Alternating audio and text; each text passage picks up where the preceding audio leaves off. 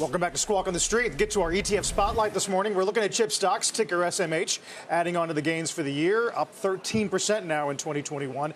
One of the group's biggest holdings is Nvidia, getting another price target at 900 over at Ray J today. The firm says it still considers Nvidia to be the semi-company best positioned for growth over the long term. And joining us this morning is the analyst behind the call, Raymond James, Chris Queso. Chris, welcome back. Good to see you. Hey, good to see you. Thank you. We were talking about your note this morning, and the first question, obviously, that cropped up was whether or not the company's crypto strategy is at risk, given what's happening to price action in crypto. I assume you believe it does not. Well, what they've done, and this was around earnings, and I think this is probably one of the reasons that the stock has done well over the last month, is people feel a little more comfortable with that, is they've taken proactive steps to basically take crypto out of their gaming numbers going forward. So all of the new cards manufactured after June 1st have what they call a lower hash rate. So it's not very effective for mining crypto. And we all know that the current demand for cryptocurrency probably is going to maintain at these levels. So they've been proactive in taking it out. There still is about 400 million in some crypto mining specific boards in the numbers, but those come out after a couple of quarters. According to our estimates, we think management supports that. The reason why it's been a concern is back in the end of 2018, when Ethereum dropped, then it caused a correction in Nvidia's gaming market. And we think they learned the lessons from that. And by the steps that they've taken, they've helped to de-risk that.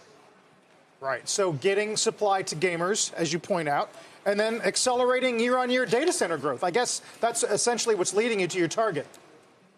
It is. And, you know, we've been positive on the stock for a while. We've got a 4-tier rating system. So we upgraded the stock to a strong buy back in April on that premise that data center would start to accelerate more meaningfully. And it really didn't at the end of last year for two reasons. One, that the hyperscalers had bought a lot early on, you know, pre-pandemic that they were digesting. But then more importantly, that enterprise, which is about half of their data center growth, really stalled out because nobody was on premise anymore.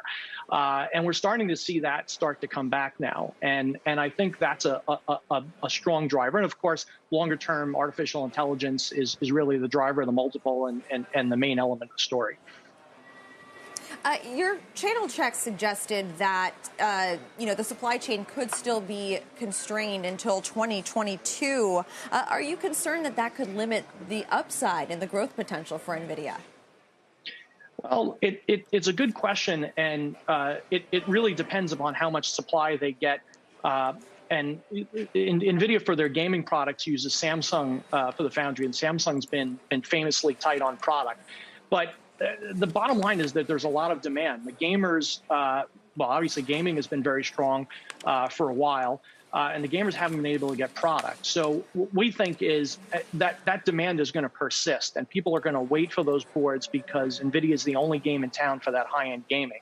So even if you get to a situation where demand is not fully fulfilled by the end of this year, that's fine too, because that just persists into next year and it reduces the risk of them overshipping the market, which in the semis, building inventory and overshipping is really what you worry about.